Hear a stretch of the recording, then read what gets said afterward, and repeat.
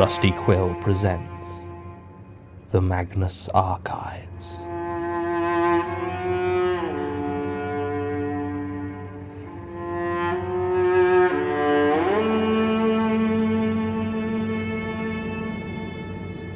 Episode 23, Schwartzwald.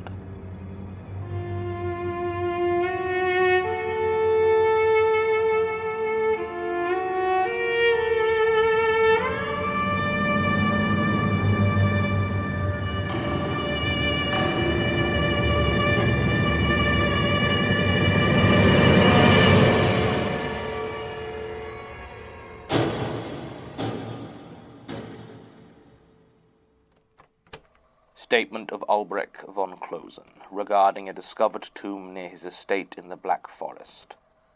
Original statement given as part of a letter to Jonah Magnus, March 31st, 1816. Audio recording by Jonathan Sims, head archivist of the Magnus Institute, London. Statement begins. My dearest Jonah, forgive my writing you this letter so soon after the last.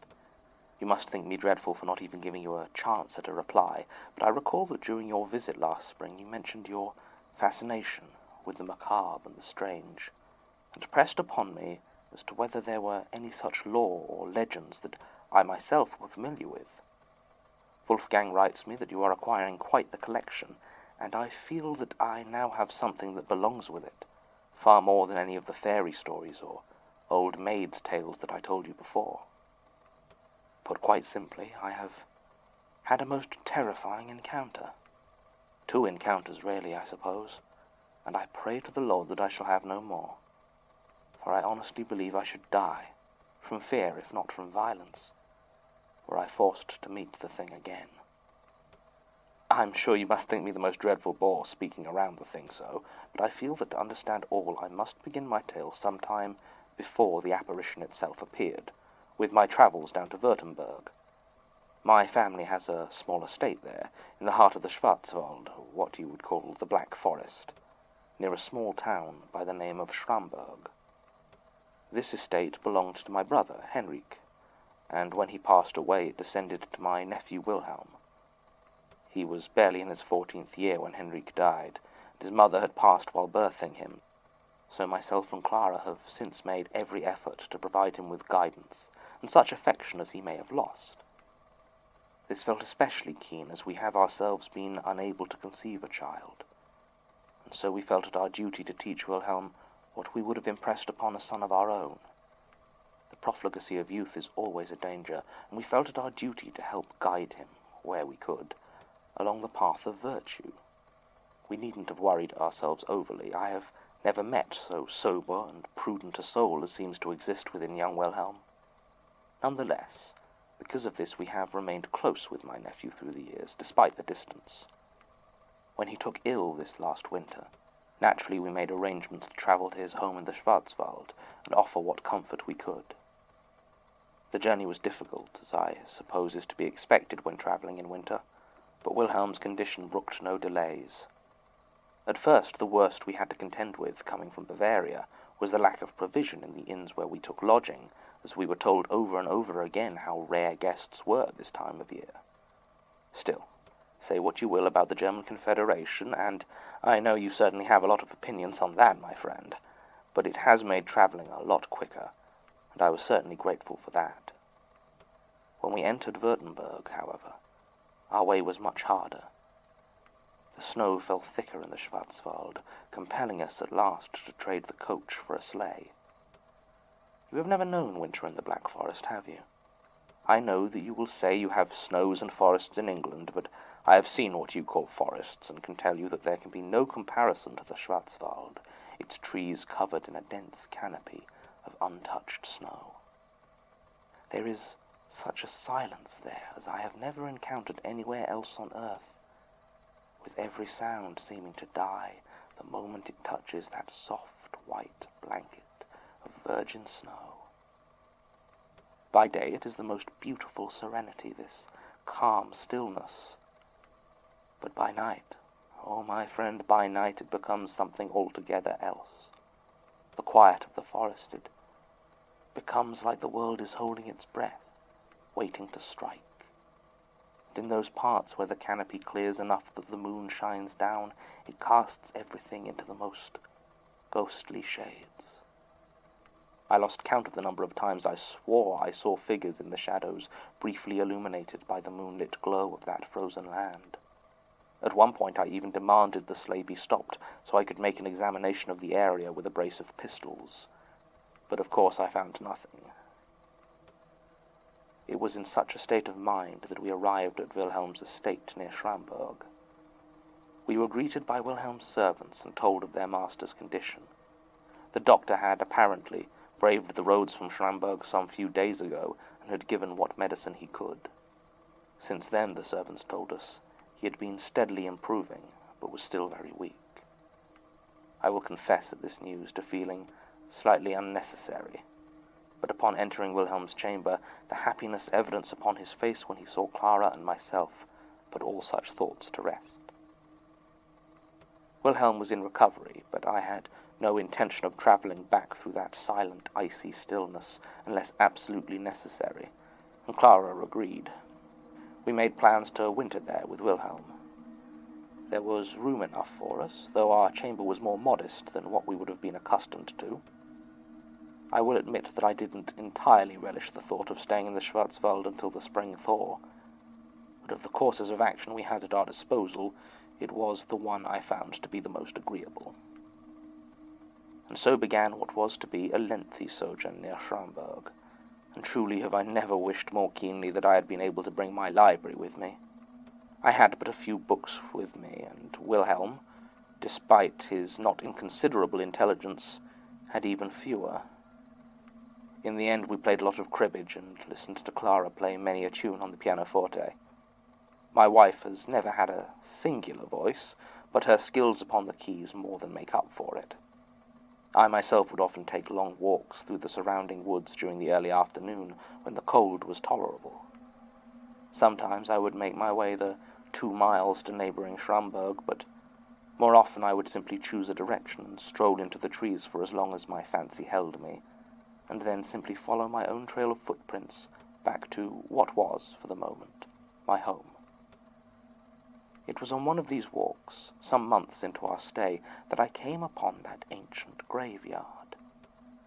It must have been sunken slightly into the ground itself, as all I could see of the grave markers themselves were the merest tip of worn and crumbled granite above the snow. I could not guess at the size of the place, as every few seconds, whichever way I walked, I would spot another small bud of memorial stone blossoming through the frosted earth. I dug some snow from in front of one of the headstones. It had a broken angel atop it, both wings snapped and fallen. But the inscription was far too worn to make out any of the words. I had all but made up my mind to leave, as I knew I had little over an hour before the light began to fail me. As I turned to do so, however, I spied something not far removed among the trees, far larger and more intriguing than the graves I had found thus far. It stood about 5 feet proud above the snow, and the stone was far better quality than what I had seen so far. A small mausoleum. The door, once a sturdy iron grate, had long since rusted off its hinges, leaving only a gaping black aperture that seemed to lead deeper than the dimensions of the mausoleum would allow. Over the top, barely readable, but still most definitely there, was the name Johann von Württemberg. I was fascinated. I knew my local history well enough, and certainly was not aware of any noble of the Württemberg line named Johann. I was sure he had never been a count or a prince. More than that, there had never been, as far as I could recall, any town or settlement near this spot that could have supported a cemetery of such size. So who was Johann von Württemberg? And why had he built a mausoleum here, in the middle of the Schwarzwald, 6 miles or more from Schramberg? I had no time to investigate any further, for I realized that I needed to leave immediately if I was to return to my wife and nephew before sundown. I turned away and followed my path back as quickly as I dared. While I would normally be satisfied forging a new path the next day, something in the thought of that silent tomb drew me back, and I found myself marking trees with my pocket knife to make finding my way back the following day that much easier. I asked Wilhelm that evening over dinner whether he had ever heard of Johann von Württemberg, or was aware of the mausoleum a few miles north from his home. He told me no to both. He rarely spent time in the forest around, save for hunting, and the hunting was usually poor in the north, as the trees were too close together to easily navigate with a horse, and he had never heard of this Johann. I made some inquiries as to where I could look further into the history of the area, but there was no library of a decent size within near distance of Schramberg, and as I mentioned, Wilhelm had little in the way of books, so I let the matter drop. Nothing else of note occurred that night, and so, making my apologies the next morning, I headed out early towards the old cemetery. I made no secret of my destination, and even offered the opportunity to accompany me to both Wilhelm and Carla, but neither saw the trip as worth the cold hours it would take to reach. So it was alone that I once again made my way to that forgotten place. My marking the trees had proven unnecessary, as there had been no fresh snowfall the previous night, and my footprints from the day before were still clear and very easy to follow. The mausoleum looked exactly as I had left it, its door still yawning, and the sunlight seemed to make it very little distance over the threshold before darkness once again swallowed it.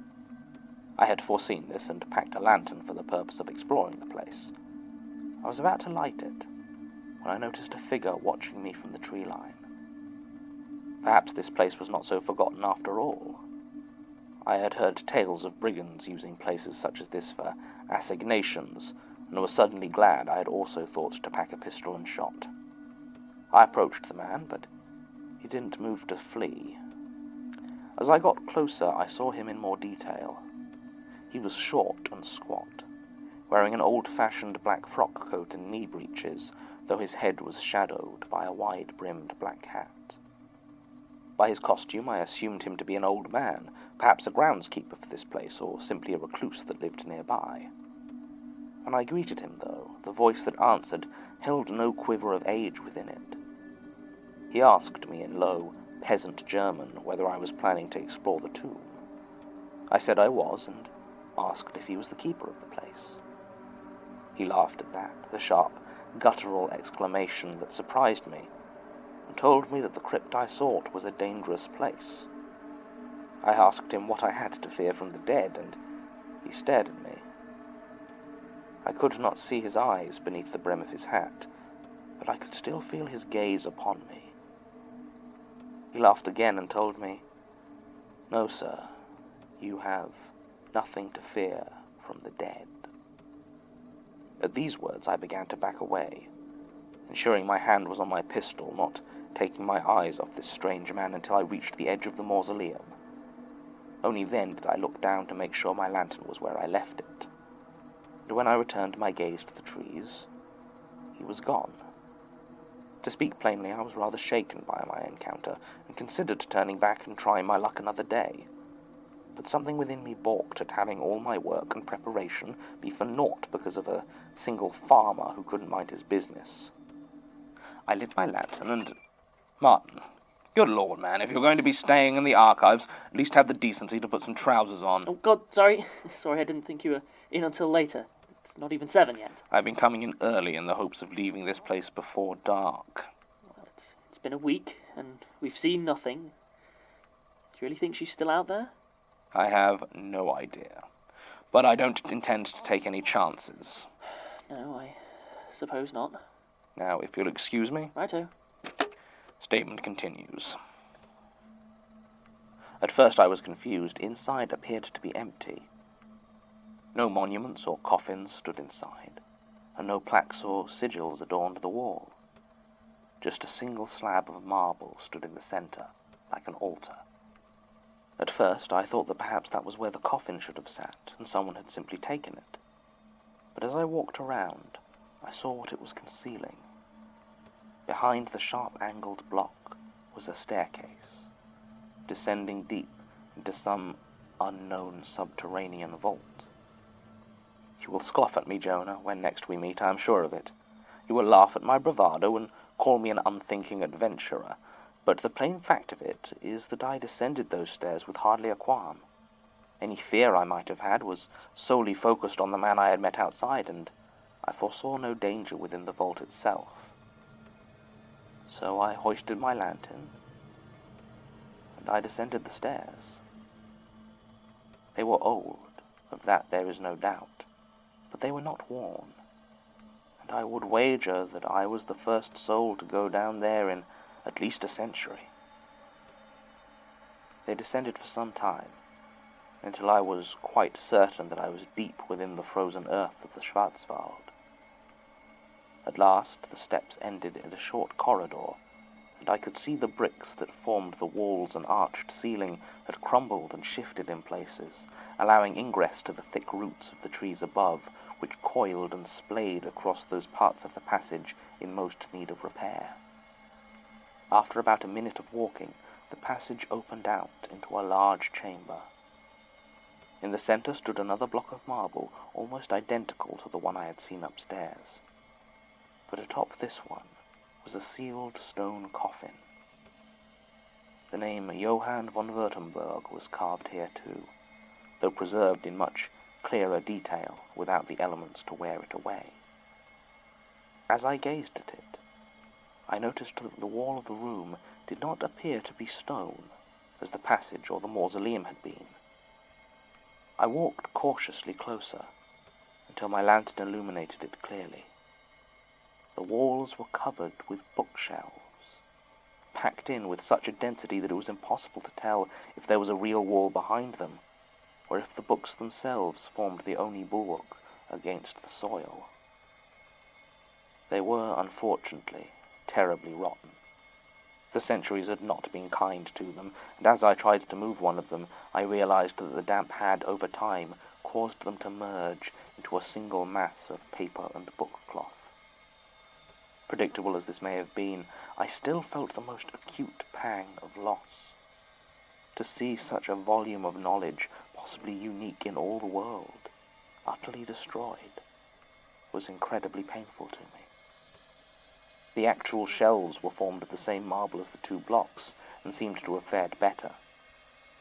As I looked at them, I noticed a small engraving, carved at regular intervals along the edge of each one.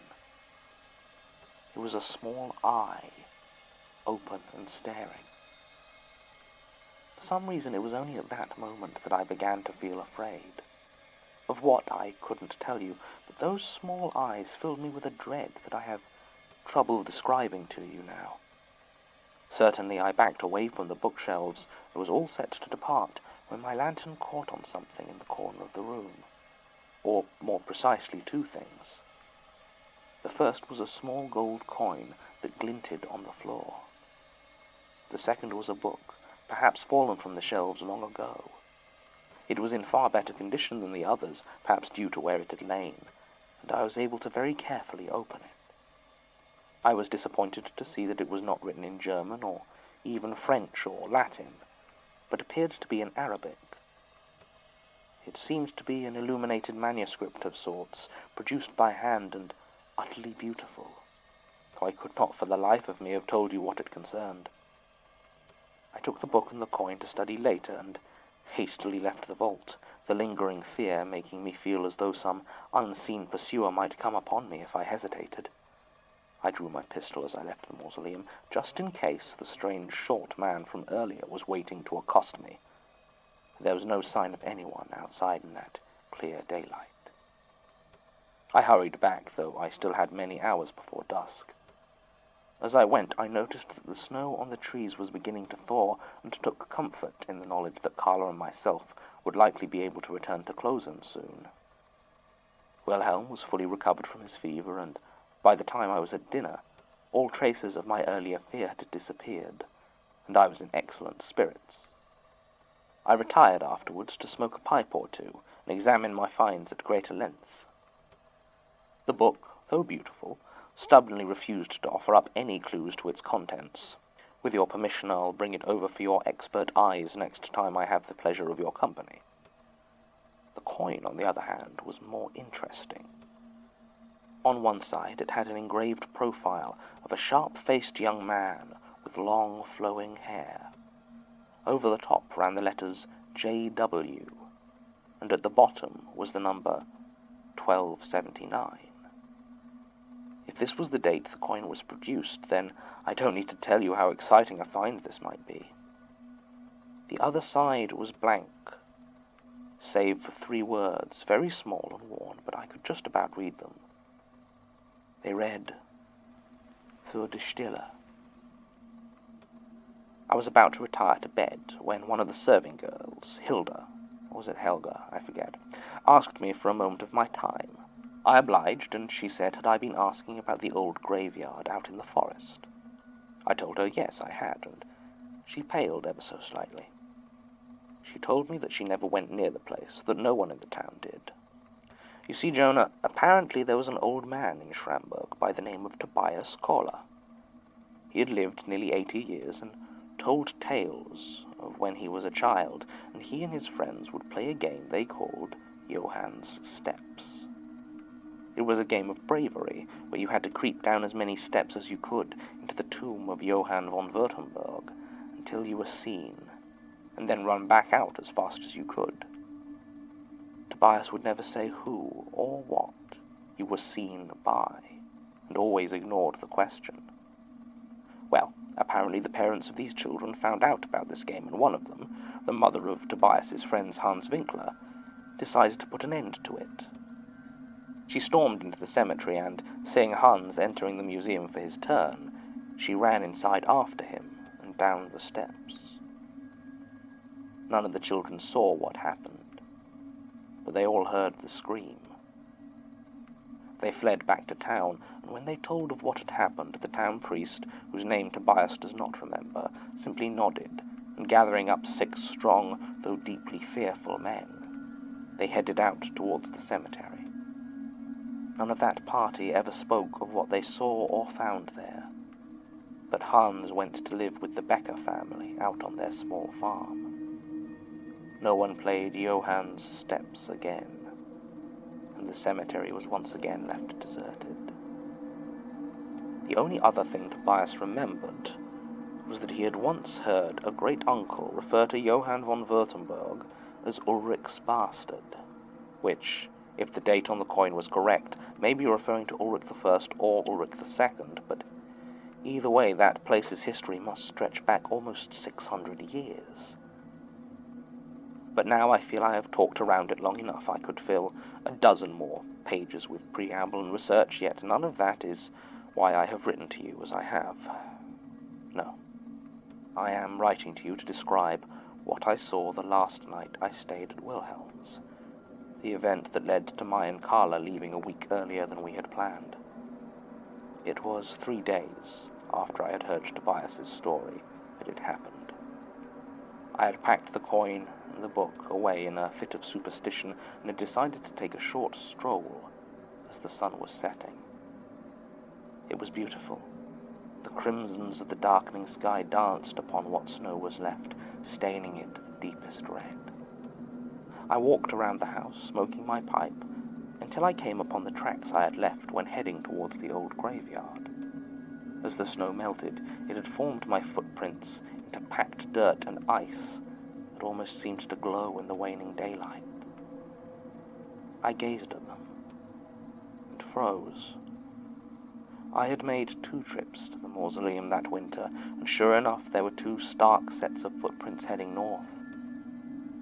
But coming back towards the house, there were 3 sets of footprints. I felt the presence behind me, and I turned around.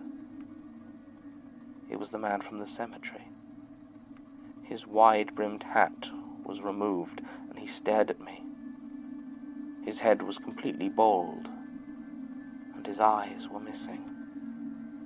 They were just empty sockets, but they stared at me. They saw me. Believe or dismiss anything else in my letter as you wish, Jonah, but I swear to you that I stood face to face with a man with no eyes, and he saw me. I backed away too quickly and slipped, falling hard upon the ground. In a second he was above me, and he smiled. He said something to me, but my mind was aflame with panic, and I didn't hear what it was. He reached towards me slowly, insolently, as though he sought to savor this moment and would not be rushed. Then, quite without warning, he stopped. His head snapped up to stare at something like a gun dog that hears a shot. He stood there, hand poised as though in indecision. And then he vanished, as though he had never been there, and I simply lay upon the ground, winded and afraid. Night had fallen by the time I finally pulled myself together enough to run back into the house and begin packing. I told Carla we had to leave as soon as possible, though was vague as to the reasons. I still haven't told her why. How do you tell your wife something like that has happened to you? We took the first coach the following morning and haven't stopped. I didn't even realize the coin was missing until I checked my luggage later. Whether to a light-fingered servant or just my own carelessness, it is gone, so I must apologize that I will not be able to share that particular piece of history with you. I must also apologize for the handwriting. I have been committing this to paper as well as can be done on a long coach journey. Still, I look forward to showing you the book I have acquired, and the revelations you will no doubt glean from it. Yours in trust, Albrecht. Statement ends. Always a treat to find a piece of history tucked into the wrong section of the archive. Still, I can't say I know much about Jonah Magnus or the origins of the Institute, so this is a rather pleasing discovery in some ways. Obviously there isn't much follow-up to be done here, but to slake my own interest I have done a little bit of digging myself, which I include here for completeness' sake. I've only found one reference to any Johann von Württemberg in any of the German history reference material we have available. Jan Moira's Cradle of Germany, Württemberg Through the Centuries, mentions rumors that Ulrich I, Count of Württemberg, had a second son out of wedlock in 1255. No name is listed, but certain enemies of the Count were known to spread rumors that this exiled son was keeping the company of witches. 1279 was also the year that Ulrich I's successor, Ulrich II, died. This may simply have been coincidence, however, as he was succeeded by his half-brother Eberhard I. Something else I stumbled across, quite by accident during my research, was in Grim Tales, H.T. Moncrief's exploration of unexplained and macabre deaths in early 19th century Europe. It mentions a death that took place in Schramberg in 1816. The man, one Rudolf Ziegler, was found dead at his home on the outskirts of town. What is interesting is that it says he worked in service on an estate nearby. Shortly after his death, one Wilhelm von Klosen was investigated for the crime, as it was discovered that the dead man had been stealing jewelry from the estate. It was eventually dropped, however, after 4 doctors attested that the ferocity of the wounds inflicted on Herr Ziegler were, and I quote, beyond the capacity of human violence. It was ruled an animal attack. I did try to find out what happened to Albrecht von Klosen and his book, but I can find no mention of him in any volume of history, nor anywhere online. Perhaps I might find out more if I spent months sifting through the historical statements in the archive's back rooms, but I simply don't have time to indulge my own curiosity like that. I have located a genealogy for Wilhelm von Klosen, though. He married and had children, and the family remained located in and around Schramberg for almost another century, before one branch emigrated to England in 1908. They had a daughter, Elsa, who went on to marry a man by the name of Michael Key in 1920. In 1924, they had one daughter, whose name was Mary Key. This may be simple coincidence, but it concerns me. End recording.